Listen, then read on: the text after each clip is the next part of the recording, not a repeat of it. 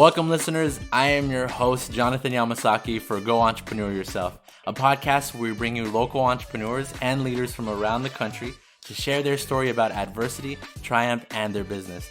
Today, we bring you an incredible entrepreneur, Nick Freud, who is revolutionizing the way high school students tour college campuses. By leveraging technology and video content, they are democratizing the way the college search process is going for students and making it easier for them to make well-informed decisions in which college to call home. Their organization, Kpis, was recently named Forbes 30 Under 30 for education and has been recognized by news outlets such as New York Times, USA Today, and TechCrunch. Nick, thank you so much for being on our show today. Yeah, of course. Thanks for having me, Jonathan. I'm excited to be here. Yes. So before we get started to the questions to hear more about your business, I actually do a little icebreaker, and I call it Fast Five. So this is for our audience members to get to know you a little personally. New York pizza or Chicago style pizza? I'm from New York, so I have to go New York. All right, perfect. What's the first thing you're going to do when this pandemic is over? Go get a massage. Yes, that's definitely something I wanted to do. What do you think about when you're alone in your car? Usually I'm either thinking about food, sports, or like really big questions about like the meaning of life and like what is consciousness. That's awesome. And then what is the funniest thing that happened to you recently?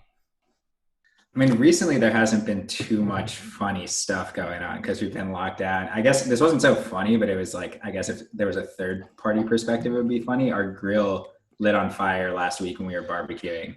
And me and my roommate, we didn't have like a fire extinguisher or anything. So we just took a bunch of salt and garlic. Apparently that works. And we're just pouring it over. It wasn't funny for us, but I imagine if someone objectively was watching it all go down, it would probably be pretty hilarious. That's intense. Did you all happen to record that? No, we weren't really thinking too critically at the time. That's crazy. All right, last question. Tell me something that's true that almost nobody agrees with you on.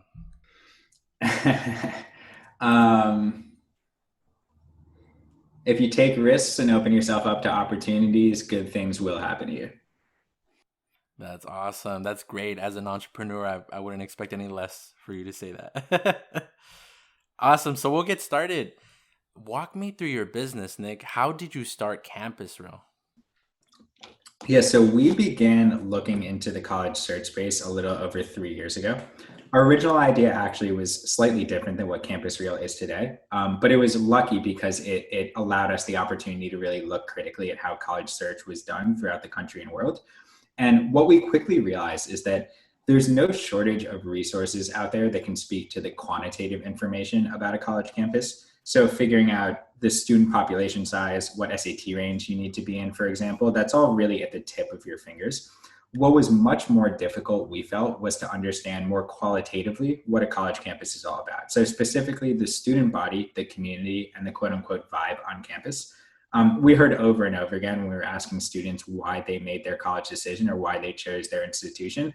They all say, I stepped on campus, I looked around, I don't know what it was. There was just this vibe that I picked up on that like really made me feel like I wanted to be at home. Because the resources were lacking in the capacity of speaking to those more qualitative factors that are so fundamental to finding a place that you call home, campus tours became a really fundamental part of the college search process. And what we realized is that unfortunately, this need to go travel from campus to campus all over the country ended up further marginalizing all of those students who are already so marginalized throughout this process. It's domestically, it's underrepresented in first generation students who just don't have the resources to go travel from campus to campus. They're at such a loss in this process. And then international students, like they're really stuck between a rock and a hard place in terms of you can either spend a couple of $1,000s to come fly to the States and go tour campuses, or you can make the single most consequential decision of your young life with incomplete information. So we felt like the system was unbalanced and unequal. And we really wanted to find a way to put students at the forefront of college search. Like that's really what we felt was lacking, was just like real students being at the forefront of their college experience and communicating to the next generation what it really looks and feels like to be on campus on a day-to-day basis. At the same time that we were thinking through this solution, we noticed what was happening on YouTube, where college students throughout the country were kind of taking it upon themselves to record day in the lifestyle vlogs. So what we wanted to do is take that approach from YouTube, the kind of authentic day in the lifestyle short form videos, and merge it with like a more traditional kind of like textbook based resource like the FIS guide, which is what my co-founder and I used when we were applying, and create a whole new approach to a college search resource. So that was kind of like the genesis of Campus Reel. We began working with college students throughout the country and world to create this series of authentic short form videos. Over the course of a year and a half, we sourced 15,000 videos from 320 college campuses. And now we're turning our sights to partnering officially with colleges and universities throughout the country and world to work with their students to do the same thing. That's awesome. Now, I wanted to go back to what you mentioned earlier, a FIS guide, just because I don't know if everybody knows what that is. What is a FIS guide? Yeah, so when I was applying to school, my co-founder and I, my parents used to buy us these, there's a couple different ones. There's a FIS guide or Insider's Guide to College, and it's like this big textbook that has, 5-paragraph essays about a school. My mom would just throw these books at me and like tell me to read them. And I just remember like I couldn't even get through a paragraph. Like they were so boring and so information heavy, and really didn't give me any insight into what the experience was about. And another reason that we wanted to make Campus Reel, honestly, is we focus group tested. We talked with so many high school students going through the process and just asked them like, how do you feel about college search? And universally, it's like, oh, this process, it's so bad. It's so boring. It's so stressful. I feel like I'm being judged constantly. And we're thinking like college itself is the best experience ever. Like anyone who's been to college understands how transformative and like energy filled it is. So we wanted to bring some of that energy into the search side of things and kind of like push against all the text and data and statistics. Yeah, that's important. It should be fun. It should be something that's like, I don't know, worth taking your time doing instead of like a task after task. Then I kind of, from what you mentioned earlier, it looks like a couple things inspired you to start it. What was it when you and your partner Rob decided, you know what, this is something that we're going to pursue? We see that there's a need for it. What was that moment? Yeah, so my co-founder and I, we've been friends for a while. We went to college together, and we always had ideas to start a business together. We just kind of wanted to look for the right opportunity. And kind of like I mentioned in that introduction to Campus Reel, what really kind of motivated us to pursue this idea and go into this space is that we recognized that there was a real problem in this space. And there was kind of two key insights that we had. One was that the resources and technology that students were leveraging for their college search had not changed at all since my co-founder and I were applying to schools almost a decade prior. And we were confused because there had been so much technological innovation in that decade, but it didn't seem to have seeped into the college search space at all. Like all of these dashboards kind of looked like Atari games, and like they really weren't very so that was a little strange to us. We're like, it's strange that there has not been more technology introduced into this space. And then the other side to this, and I would kind of suggest this to any first time or would-be entrepreneur, is find a real problem to solve. Like there's great businesses that you can make that are kind of a value add. But I think it's a lot tougher than starting a business where you feel like if someone doesn't solve this problem is going to persist. And if it's not me who solves it, someone else will. And that's really like in the dark days too, like when you're feeling hesitant or skeptical, especially early on, you're not sure if this is going to work. What always kept us motivated is like, this problem's not going anywhere. Someone needs to solve it, so it might as well be us. That's awesome that you all took it upon yourselves to do that, because that is definitely a need out there to help those students who maybe come from lower income backgrounds, and especially those international students. Because a lot of times when I went to college, I remember hearing some of them off of whim. They just heard great things about the school. Some had the money to travel, others didn't, and they just kind of took that risk. Now, how did you get the funding to jumpstart your company? Because I imagine, I think I remember hearing somewhere that you raised up to $1 million, and I think some of the funding was seed money from some sort of program at Colgate University. So Colgate has an entrepreneurship contest that they do every year based out of their entrepreneurship program and fund. So we applied to that in the summer of 2017. And we won it that year, which was great. It gave us a little bit of seed funding. They gave us $13,000 and they gave us access to an incubator. But most importantly, it was just kind of like a vote of confidence, approval, or legitimacy that we needed to really go full time with the project. So my co-founder quit his job. He was a consultant at Ernst & Young. I had just been bartending in the city. I had just gotten back from traveling for the past couple of years. And we put our heads down and started doing this full time. That $13,000 really got us through the proof of concept phase. And we've always been of the mindset, I think we take a slightly atypical approach to fundraising, where there's one school of thought where it's like, get as much money as you can, as early as you can. Like if people are willing to give you money, just take it, because you don't know if that's going to be the case a month or two from now. We've never raised money that we didn't know what we were going to do with. So we raised it very so that first 13,000 was really for like kind of proof of concept to see like if this idea resonates with people, to give us some more time to look into the space.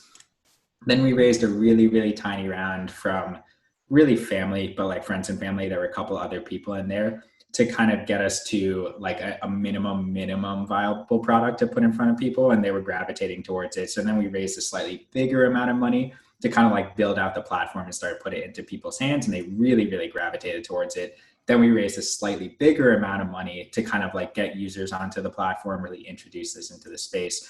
And we've just kind of been doing that sequentially over time as our needs shift and change from a financial perspective. So it started with seed money that gave you all the confidence to show that this is something that people are actually looking for. And then with family and friends, what was it that, where along the lines, because it seems like different tiers of when you're getting funding to really help jumpstart the company. When was the money really helpful towards the company, and how were you able to get that money once you got some of that backing? Yeah, so it's never been a case of like we need to inject cash into the business to be able to accomplish anything. It's really just been extending our runway. So the same way that we've been really mindful of only raising money that we need and not raising too much, we've been really, really, really mindful of keeping our burn as low as possible. And that's been like, I think one of our real keys to success. You know, our burn has not gone up more than $5,000 in the life cycle of the entire company running. Wow. That's been really intentional. And I think it's allowed us to kind of raise money in the way that we need. So it's not, we weren't raising, you know, $250,000 to like pump 150 grand into paid marketing or something to bring on people. It was like, this company has legs. We know what we need to accomplish for the next 6 months, and we just need some runway. It sounds like you all are making money work for you instead of you working for money. Way to put it. Yeah, that's incredible. Knowing that there's alternatives well, actually, before we get there, let's go into the process behind Campus Real's website and how a student makes an account. So what is Campus Real for those who are still trying to wrap their head around what your company does? Yeah, so Campus Real from a high school student or parent's perspective is just a new approach to a college resource. What we always say is we are not trying to push out any of the pre-existing resources that students are using. So if you're using anything that's really data heavy or kind of like text-based, we think there really is a place in this kind of process for that. You obviously need to understand like what kind of applicant you are in the eyes of a college, where your targets are, where your reaches are, where your safety schools might be, and kind of the more traditional, like really heavy lift that it takes to go into the college research side of things. What Campus Real is here for is to help inform you through in between every phase of that process. And once you've done the hard work of figuring out, okay, like what's kind of 40 schools that might be on my radar, where do I fit in as an applicant? We want you to start throwing the statistics and numbers and rankings to the side, because they don't matter as much as you think they do. And they really get in the way of making an informed, rational decision. How students use Campus Real is they register an account, and then they're able to browse through any of our 320 college profiles on the platform. We have some search mechanisms in there that can allow them to filter based on their qualitative necessities for an institution. So they can filter based on school size, parts of the country, different programs. They can filter based on, schools that have Greek life or schools that don't. And the way that students typically use the platform is they'll go to a school that they're trying to get more information on, a school's profile, and they'll watch a series of videos kind of students bringing them through that experience. What we don't find is students don't come to Campus Real to kind of like passively engage with the content. They're not really bouncing from school to school, like looking at one video and then looking at another. They're there to do really hard research. So typically when a student comes to Campus Real's website, they'll spend at least 12 and a half minutes on the site, which for those of your listeners who aren't as familiar with kind of like time on site metrics, that's really huge. Like most websites get 1.5 to 2 minutes. And it's because students are really, really intentional about what they're doing on the platform, and they're coming for an express purpose. Like, I want to get some information about what the student body is like at these 3 schools. I'm going to sit down for the next hour and just watch these videos and kind of get a sense of like what the vibe is on campus. Does that all make sense? Yeah, that definitely makes sense because I think that's what is important for these students because it's something that they don't know. So they don't know this key term always, high schoolers, the sense of belonging or impostor syndrome. And those are 2 big things that a lot of first generation students and maybe even international students go through when they're visiting a campus. And what they don't know is they're actually tapping into those issues that they may have in the future by trying to get the vibes of the community or the college, the university, so that once they create that informed decision, then they feel confident in their decision and they find their sense of belonging. They find their group of people that they feel like they would be friends with. So yes, that definitely makes sense. Thank you for sharing that. Yeah. Now this brings up another question for me. So knowing that there are alternatives, like you mentioned, there's YouTube where people could there's a student out there who could just look up Colgate University or could look up Harvard and find different content creators that talk about their college experience. How were you able first to convince investors, if there were any, that your organization was better than the YouTube? And also, how are you able to convince the students themselves to use your platform as opposed to maybe YouTube or a friend or someone else that they could ask about the vibe on campus? So Campus Real is a resource first and foremost, and that's always what we lean into and kind of try to articulate to people. It's incredibly purpose built. So what we realized on YouTube, there was 2 things with YouTube that we realized were really limiting factors. One is there was only really content for like the top 20-ish schools. So you couldn't get content from kind of like a school that you maybe have never heard of in the middle of Ohio, where you do have content for that on Campus Real. But more importantly, the students who posted on YouTube, there was no structure or kind of purpose to what they're doing. They just felt compelled to create some video content for better or worse. What we wanted to do is take that approach, like authentic kind of fly on the wall, day in the lifestyle content, but really put a lot of structure behind it. So all the students that we work with, we don't just tell them like, go make some videos and post them to Campus Reel. We give them a ton of guidance on what it takes to be effective on a platform like this. And we give them all these content ideas. We make sure that they're speaking to the academic experience, showing you inside classrooms, showing you dorm room tours. So everything on Campus Reel is purpose-built and meant to be in the capacity of a resource, not just entertainment. So I think that's the core of what separates us from something like YouTube. Yeah, and I think I remember seeing on your website that you also have paid like student, like ambassadors for Campus Reel. Yeah, so that's we started off the process as like kind of a traditional ambassador program where we just work with students throughout the country and world who were interested in contributing. That's kind of like legacy at this point. Now we are partnering with colleges and universities and they're tapping us into their student body. So it's kind of a different relationship that we have with the students, but the content is the exact same. Yeah. So then because of the pandemic right now, your business is in the best place possible for students to use as a resource for when they're looking into college campuses, because they're not allowing a lot of college students to do campus tours, or they're not allowing to be in person. So because of the current economic and the trends going on right now in the country, how have you been able to leverage that to be able to create these partnerships with these universities and business partners? So you're exactly right. The students and parents who have been trying to navigate this process are at a huge loss, obviously, because they're unable to travel from campus to campus, and it's such an important part of the process. So Campus Reel has kind of emerged as like the go-to platform to really get a sense of what the community is on a college campus.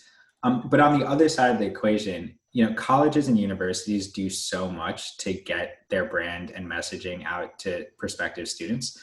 They're spending so much time trying to like bring their experience to life and really like make it so that students who might not be aware of their institution, but who would be a great fit, can stumble across their brand, can get a sense of what the community is all about, and maybe like kind of shift over and make a decision to the institution that may not have been on their radar.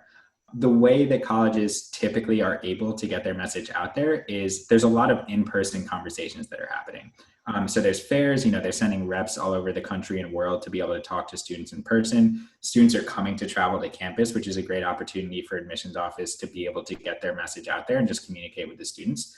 All of those conversations are unable to happen at this moment. So what colleges and universities are really working through right now is how do we take all of these conversations that were happening in person and make them happen in a virtual digital ecosystem?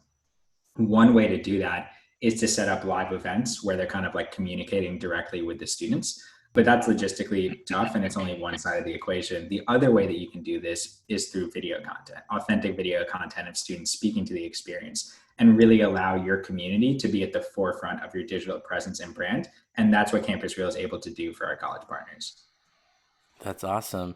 What has it been like building these relationships with these universities? Because I imagine before the pandemic, maybe the volume of like partners wasn't as high as maybe it is now, or you could tell me if I'm wrong.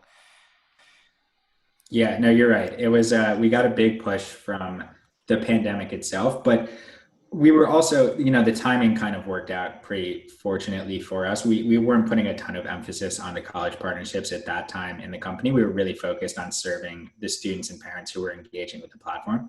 Once the pandemic happened, we realized that there was a real need for what we were doing. And, it was an iterative process where we figured out exactly what our offering was going to be. And we had to talk with a lot of admission offices to see what they were struggling with.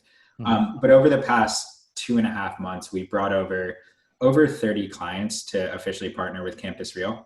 That's domestically and abroad. So we're working with a bunch of institutions in the US, but we're also working with schools in the UK, in Germany, and Canada, all of whom have the same kind of issue where they need their student body to be at the forefront of their brand.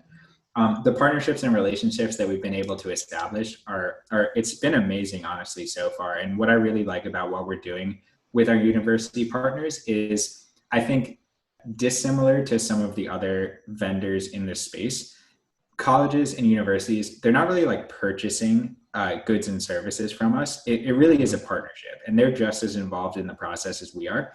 And we're sitting side by side with them to make sure that we have the best outcomes from this video creation. So that's what's been really exciting. It's been like kind of sitting on the inside with these admission offices, talking through what their digital and video strategy should be, and then being front and center as they try to execute on their objectives and KPIs. What is KPIs? Key performance indicator. So it's essentially like, it's a way to quantify success. So if you're not entirely sure what you're trying to get out of something, like if it's not just directly tied to revenue, yeah, there are ways to kind of indicate that you're performing. So one way a college could look at it is like the amount of videos sourced. One could be the amount of students that are engaging with the content. There's a lot of different ways to quantify it, and we want to work with them through any of their KPIs. Okay, that makes sense. With everything shifting to a virtual space compared to the traditional face-to-face, how have you been able to support that influx of people engaging with Kpis? And maybe you've already been able to do this because you've always been virtual, but I'm imagining now there's more students that are like logging in, creating an account on your website. We've assumed that Kpis was going to blow up at some point from the day that we started it, in a good way. Like we assumed that at some point this thing was really going to go viral and pop off. I think a little bit was like kind of unabashed confidence, and the other side was we really believed in what our product was. So we've been built to scale from day one. Like that was we've always had questions. Like at any point we were wondering if like we would get, some press or something and the whole thing would just kind of explode, or if it would just kind of take off in a way where you see some tech platforms kind of taking off. So we've been thinking about being able to handle demand and scale from day one. So we had all the structures in place to do so. We didn't know when the timing was going to be, but it hit. We were very prepared for it. Yeah. If you can travel back in time, back to the day that you're, maybe presenting on this startup, getting seed investing, or you got the seed investing and you're starting to use that money for different things. If you had 15 minutes to talk to Nick, what lessons would you communicate to save yourself the heartache and mistakes? Yeah, well, luckily we got really great advice. Like we have a ton of really amazing mentors that we've been leaning on since day one. So I think we haven't made honestly that many mistakes. And I think it's because we've just had such a great circle around us. So, I mean, just the fact that I'm here today, I don't think I would tell myself to do anything differently. I think some of the points that I've learned that I would want to re-communicate to myself Mm. is, like I was telling you earlier, like keeping your burn as low as possible, I think is the most important thing. Don't spend any money that you don't know what, like, that doesn't seem very purposeful and that's not working towards what you really need as a business. And from the same point, approach fundraising from that perspective. And then I think, like, on a high level, what I would tell myself is there's so much bad advice out there. Like, there's so many people who have never run a company before who give you advice on how to run a company. And at the time, you don't have enough information to know that what they're telling you isn't effective or helpful. But I Mm. would be really, I would reinforce to myself before then that, like, no one really knows. No one can tell you anything that's really, really useful to your business. Like, you just kind of need to figure it out on your own.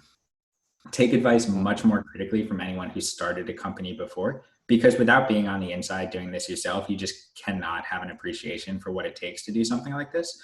Yeah. And then I think it would be less from a business standpoint and more from an emotional standpoint. One thing I did not expect doing this process is how mentally, emotionally exhausting it is. It's just completely draining. Like, it is so emotionally turbulent at all times, and there's just no way to prepare yourself for that.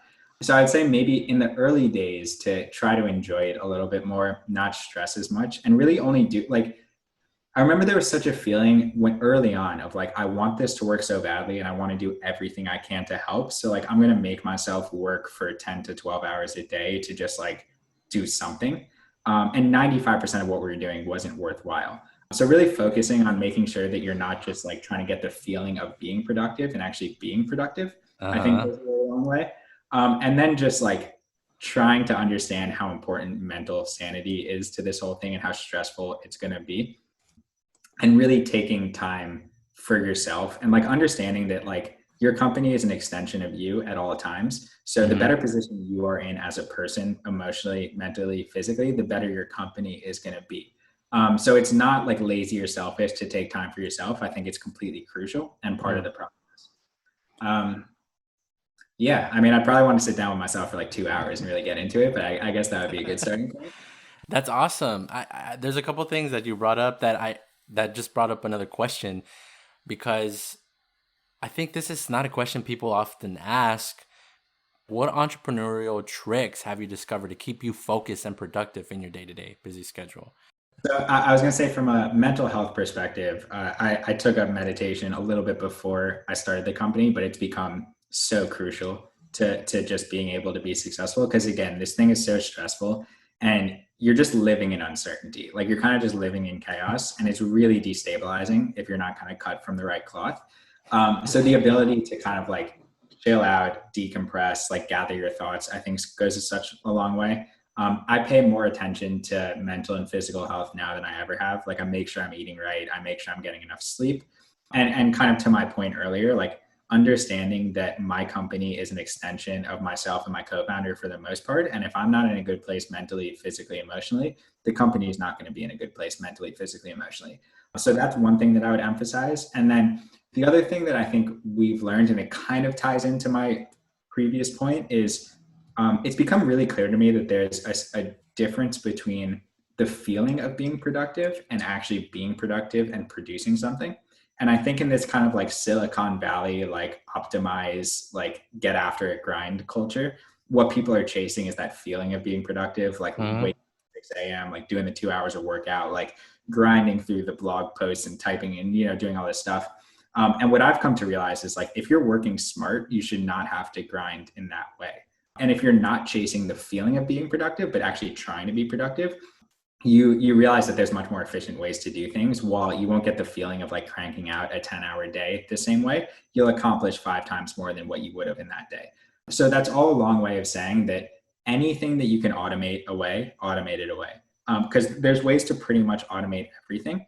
And then the other thing that I would suggest that I think is really important is do everything for the company in the beginning. Like, do everything until you physically just don't have enough hours in the day to do it, and then start hiring it away, and then start looking for support. But you want to be down and dirty, like, in the weeds, learning every single facet of the business. Once you get in the weeds, you'll learn that you can automate away, like, most of the jobs that you thought you would have to hire for. And then what emerges at the end is like a couple key roles that like you really need to bring on the team to help you scale. What is something that you least liked about developing your business that you said, you know what, I'm gonna hire someone for this because I can't do this anymore? There's got to be something, maybe, or maybe something that took a lot of your time that you felt like, oh, I definitely need to get somebody for this. Yeah, well, it's part of it is about skill sets. Like my business partner and I are not really technical. We both have an okay understanding of how to kind of develop, but at the very beginning, we had to hire away all the development. Like we weren't going to take that on for ourselves. And then we essentially didn't really hire anyone for like 3 years straight. Like it was basically just me and him, and we had some outsourcing. We had some people helping us with design work. Now we're at a point where our time is just becoming much more stressed and thin, and we need to think like what we can take on and what we can't. There's when you take on new clients, if you're doing something that's B2B, there's just like a lot that goes into customer success and keeping your clients happy. And it's like probably the single most important part of doing business outside of even what you're delivering for them. It's like making sure that their concerns are heard, that you're on, you're on call at all times, that you're able to deliver when they need something in real time. So that's what we're looking for right now. Like we want to hire just a rock star team of people who can really help us manage these relationships so that my business partner and I are freed up a little bit more to kind of think more big picture and, move the business forward. What I've grown a real appreciation for even recently is mental bandwidth as opposed to physical. Like there's always more hours in the day and you can always do more work. And if you're working smart, like you shouldn't have to work 15-hour days, but you can only stay focused on so many things. And that's really what I try. What I try to get off my plate is not workload. It's like mental load that I just need to get off my plate so I can start thinking more creatively about the things that are more important for the company. Yeah. Going back to what you said of how to automate things to just be as productive as you can be, what are some examples maybe of things that you've automated for yourself to help you be more productive? Yeah, I mean, if you got under the hood of our company, I think you'd see that like basically everything that we do has a level of automation to it. There's so many tools and resources and softwares out there that are trying to help small businesses be productive. So simple things like, if you want to do, here's an example. So Steve Jobs' autobiography I read a year or two ago, and there's a chapter in it about him kind of like how he was differentiated as a youth in terms of like being really scrappy and proactive. There's a story about him like kind of going door to door to people that he was interested in working with and cold calling them on the phone. And he would make like 45 calls in a day and like finally got exposure and that kind of thing. And that seemed really crazy at the time. Like, he's spending 10 hours a day calling people. We can send 15,000 emails in an afternoon and, have 20 times the return from what Steve Jobs was able to do from his like kind of cold calling grinding efforts. Yeah.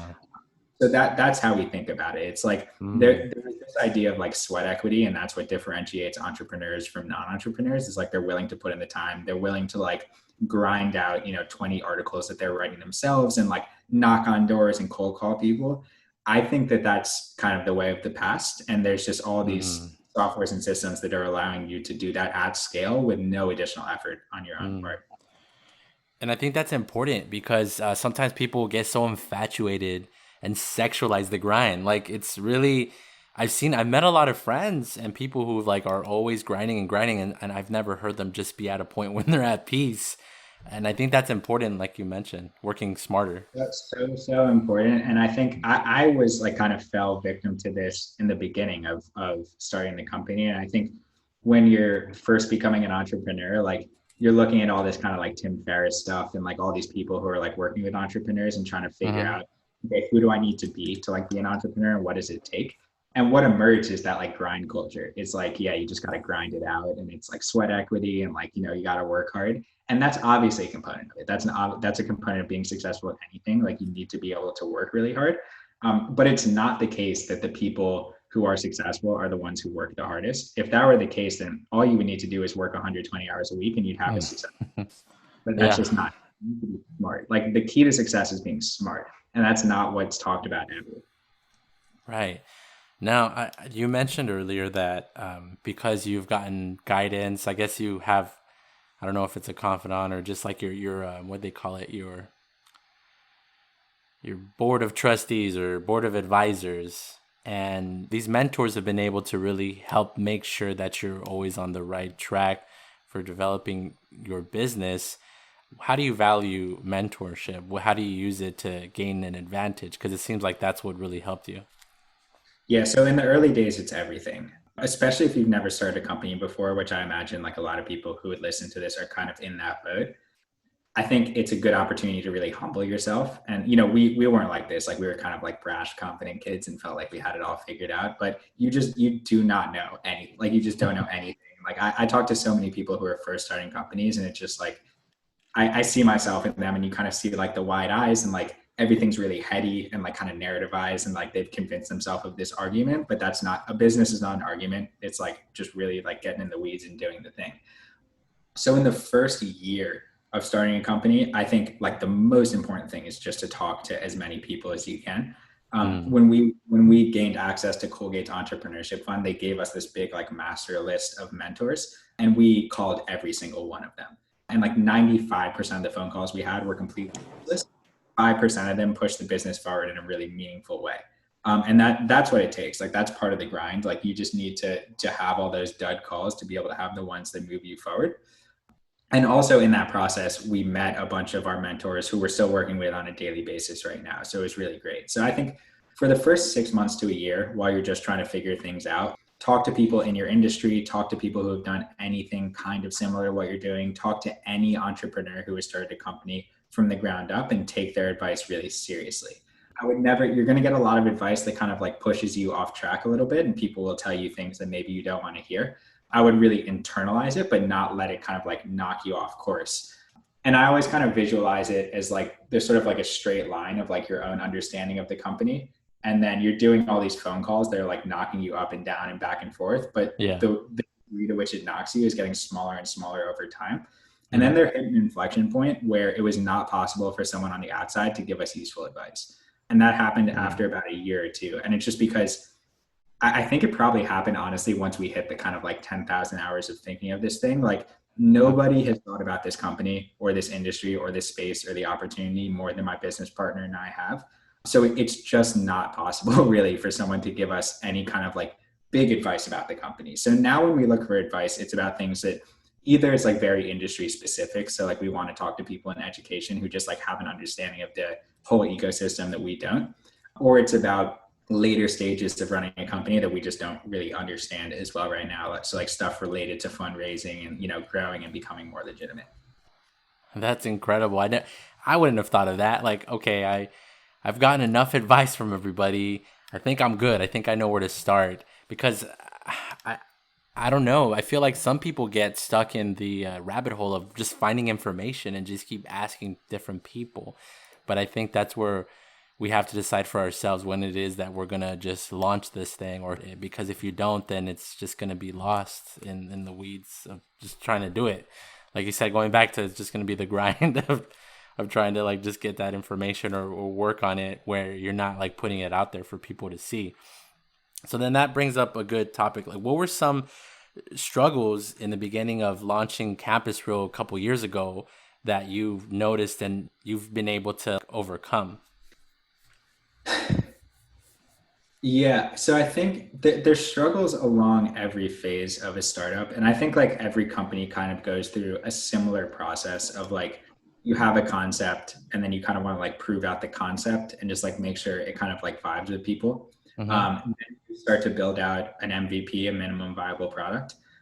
That's a phase that I think is really tricky. It is kind of like figuring out what is the lowest touch, least cost intensive way to create value that I can put in front of real people and get an objective understanding of if they appreciate my product or not. That part of the process is really tough, but if you can get a clear, enough confidence that like you have a product market fit to some extent, then I think that's time to put your head down and either commit 100% or fall back, because like there's no going back after that. And then what emerges is essentially like a series of sort of like two-sided marketplaces or like two-sided problems where it's like, I need to provide value to this stakeholder. I don't have the value yet. In order to have the value, I kind of need the stakeholder to be bought in so that I can provide the value to that. So you have this whole like air of like a problem. entrepreneurship from my perspective is literally just like problem solving on a micro and macro level. And like we've been over the past 4 years, we've been solving this like big macro problem of like, how do you introduce a resource that like brings students to the forefront and then work with colleges? But every day there's all these little micro problems. And it always kind of feels like it's this idea of like a two-sided marketplace or a two-sided sort of like equation where both of the parts of it are so necessary for each other, but they don't exist yet. And you can't make one without the other. So how do you bridge the gap and bring them together?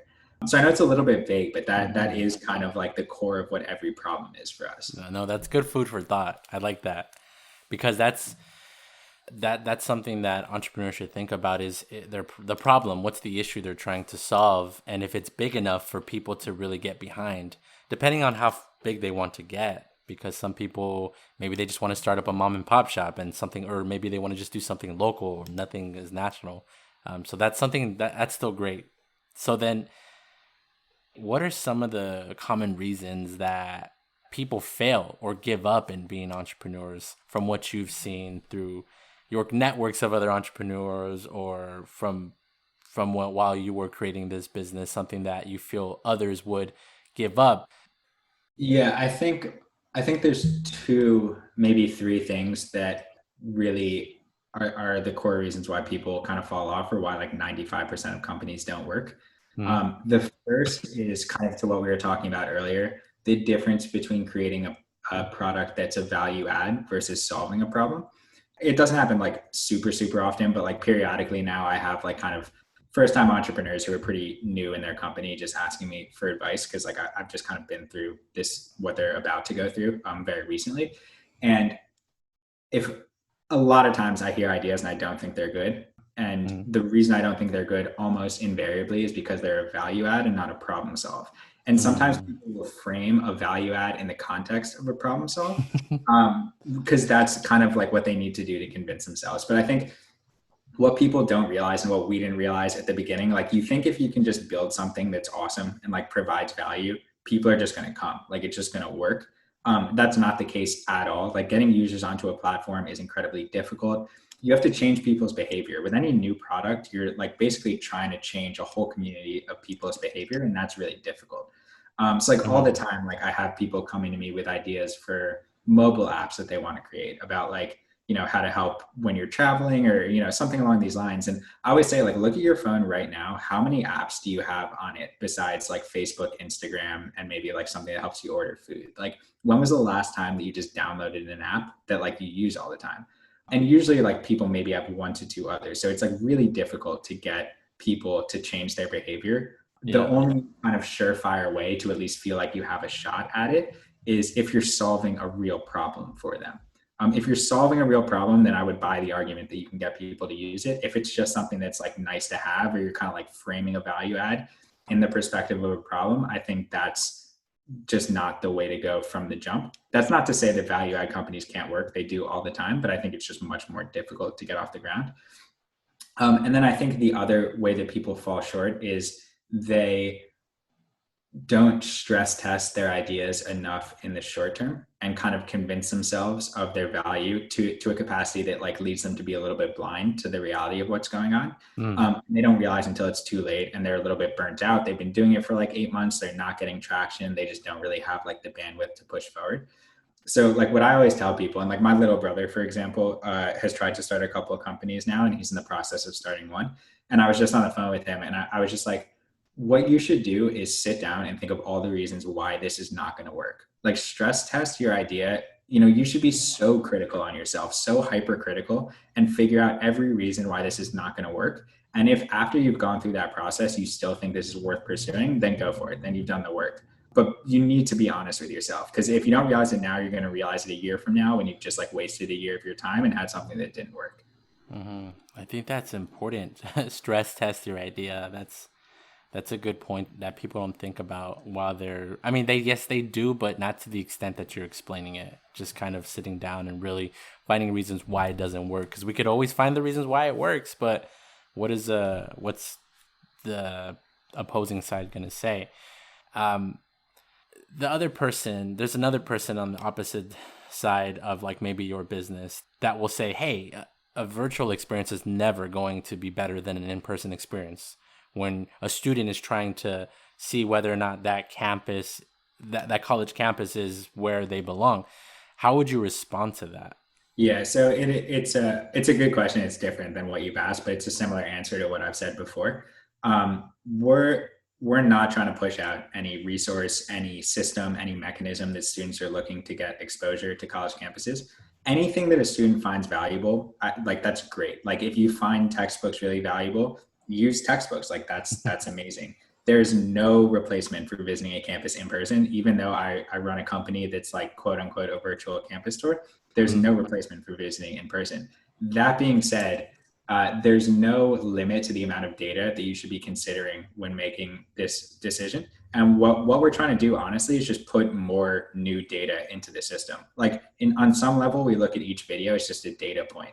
And like, while it's not a number, a statistic, or something that you can really point to, it's a data point of like, okay, the library late night feels like this. Like, that's kind of good to know. Like, this is what game day is sort of like this student feels like the campus lacks adversity. Like, that's something I didn't know before. That's a good new data point. So I see Campus Real as complementary, not competition to any other mechanisms that students are using to get information. And yeah, we're just trying to do something really differentiated and solve a new part of the equation that people hadn't before. But whatever students find valuable, again, like we just want this process to be easier for students because it's just so bad right now, honestly. Yeah. Awesome. Thank you for that. So we're coming close to the end of this interview, and everything you've been saying is great, honestly, because I feel like it's another way of thinking through problem solving when students and aspiring entrepreneurs are trying to develop something, because that's part of like what the name is for this podcast is Go Entrepreneur Yourself, because not enough people are acting on their ideas, and I think a lot of times people sit on them. So what piece of advice would you give aspiring entrepreneurs or college graduates who want to become entrepreneurs? Yeah, so I think there's two things I would say. One is sit down for a little bit and like be honest with yourself, or just ask yourself the question, like, why do I want to be an entrepreneur, and like, why do I want to start a business? I would honestly, I wish I like thought about this more. I think the idea of being an entrepreneur is so like glamorized and like, to your point, kind of like sexualized. Like there's like this sexy image. I think it all happened from The Social Network, that Mark Zuckerberg movie, which is like, you're partying with Justin Timberlake and like you get to do all this cool stuff, and it's like super fulfilling and it's great. That's true like maybe 4% of the time. Like 96% of the time is you're just with your face down in a computer doing work that's so boring that you couldn't hire anyone to do it, and it's like you really just need to do all the stuff that no one wants to. I would just like and this is what I say to my brother all the time, like, running a company is really fulfilling. It's not fun really on a day-to-day basis. Sometimes it is, a lot of times it's really tough. So just like, I would get rid of the idea that like this is going to be like a break from corporate life and like I'm going to be my own boss and it's going to be like I'm just going to be on these private jets and do all this cool stuff, like that's not really what it is. So if that's your motivation for starting a company, like you think this is just a sweet relief from corporate life, like I don't think that's a good way to go about it. And then another kind of like word of caution before I get into more positive stuff is, and this is something I had no appreciation for at the outset, but like, I think when people are starting a company, they never picture like what happens if this actually works. Like I was just thinking of all the reasons, this isn't going to work. Like there's no way I'm going to be able to do this. What I didn't realize is like, if this works, you're going to be working on this for the next 5 years minimum. I would mentally prepare for 5 years, probably longer. So make sure that like what you're doing, you find interesting, that you're in a space that you find interesting, that you're kind of like passionate about it. Like sometimes I hear a lot of young entrepreneurs have like cool ideas for like a little widget or like a little app or like, some kind of trading ecosystem or something. And it's like, that could maybe work. Like maybe that would work. But is that something that you really want to like be your entire life and like define you for the next 5 years? So I would be like really mindful that like, if it works, there's a whole new set of problems that come in and things you probably hadn't considered. And then outside of like the negative side of things, I would tell people that the entrepreneurial journey is really transformative and really defining, and it gives you a sense of ownership over your own life that I don't think you can get anywhere else. But you're kind of like going into the gauntlet. So like if you're prepared to like really go into the gauntlet and be more emotionally and mentally fatigued and stressed and overwhelmed than you've ever been, Then on the other side of that, I think there's just a tremendous amount of self-confidence that comes from that, which is incredibly important. The other thing that I think is so beneficial about going through the entrepreneurial experience is it allows you to look under the hood of like how corporate America works, how companies are structured, how people provide value, and really like people who you maybe looked up to that you thought like they really have it figured out. Like what you're going to realize is like everybody is winging it. Like nobody knows what they're doing. These big entities, like they have no idea. Like you're not as far behind as you think you are. And I think especially for people who are just coming out of college, like you've been inside of this structure for so long that's kind of like preparing you for this big future event where you're like entering into this force of like adults who like have everything figured out. And it's just the whole like joke of it all is like no one does, and everyone's just like an old kid. You're a kid at every point of your life. So it teaches you to not be intimidated by anything or anyone, or really just feel like you're capable of accomplishing anything, not just because you become much more self-confident, but you just look at other people as if like they don't have anything figured out that you don't. That was like 3 or 4 points in there, but hopefully that helps. Yeah, that was great. And I really like the point that you bring up about, from hearing what you said, it kind of feels like I'm hearing you go through, like you said, the emotional and the mental. You go past your capacity, and then you sort of, it humbles you, this experience of building this company that there's so many things, there's nothing else that can wither your confidence. Like you've gone through everything, the highs, the lows. No one else can really bring you down as much as as yourself, in a way, as you have. I feel like I've been saying this recently. I feel like the like stress receptors in my brain have just burnt out or something because I've like been on stress for so long. Like I just don't. Yeah, I feel much more at ease, and I think to that point, like I've said this a couple of times, but I just want to reinforce it. Like the challenge of doing this is mental and emotional, and it's all you. Like it's your own mental battles and it's your own emotional battles. It's not really the day to day of running the business. It's the idea of being a human living inside of chaos basically for like years on end. And that's where it gets tough, but that's where if that idea like gets you a little juiced up and it's like gets your blood pumping, like then maybe you're kind of the right type of person for it. Yeah. So then this brings up another question is like, do you have any books or resources that aspiring entrepreneurs could look at? Maybe something along the line that also helped you? Yeah, so there's actually only one like pure startup book that I found really helpful. And it's called The Lean Startup. And I'm sure a lot of your listeners know it. It's like one of the more famous books out there. No wonder you know about lean processing. Look at you. So that's MVP, and that's pretty helpful. And then there's a book, but the idea, I think I didn't actually read the book. I just looked up the idea, but the idea itself is really important. It's called Dual Track Agile. So that's something worth looking into. Would you say dual track agile? Dual Track Agile, Okay. yeah. And those are the only two books really that are like technically about startups, like about the technical side of it that I found helpful. Everything else seemed a little bit irrelevant. But for me, what really helped is reading things about entrepreneurs or self-made people or just like people I respected a lot. So there's this book, it's actually right above me up here, called Tools of Titans by Tim Ferriss. And that basically distills like these lessons learned from like hundreds of different really high functioning, very successful people. So that was really nice. And then what I did actually before I started a company, all with the idea of like wanting to start a company, is I spent all my time reading biographies and autobiographies of people that I just felt like were kind of like good role models and like impressive people. What I realized early on is that startup books are not that helpful because they're just like, they're only relevant probably like later on throughout the cycle. So like if you haven't started a company yet, they're not going to be very helpful. And they're really just kind of teaching you like one idea, but they're spelling it out over the course of a book. What I found super helpful from reading all these autobiographies is learning about the type of person that you kind of have to be successful, or like what for people like, Richard Branson, Jay-Z, Thomas Jefferson, whoever it is, like what was in their DNA that like led them to be successful, and like what do I want to be leaning into in myself, and what do I not want to be leaning into? And the lessons that I learned from those people, dead or alive, is really what drove me to like make all the decisions that I did, and like ultimately kind of led me to be here. Wow, that's incredible. This actually reminds me of an interview I did with, there was an interview on this podcast.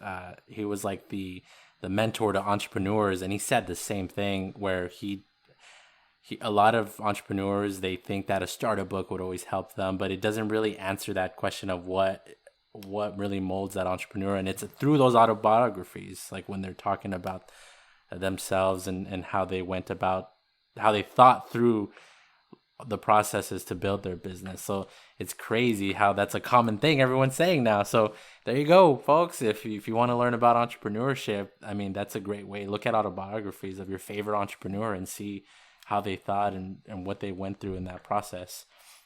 So last question, anything else I should have asked? Maybe some things that you want to tell our audience members that are listening, that will be listening to this podcast. Yeah, my last piece of advice would be, and it's something I said a little bit earlier, but I think it's a point to keep in mind, is that like, I think anyone who has that itch of starting a company should explore it. I think, like I said earlier, like it's really important to be mindful of all the downsides that are associated with starting a business.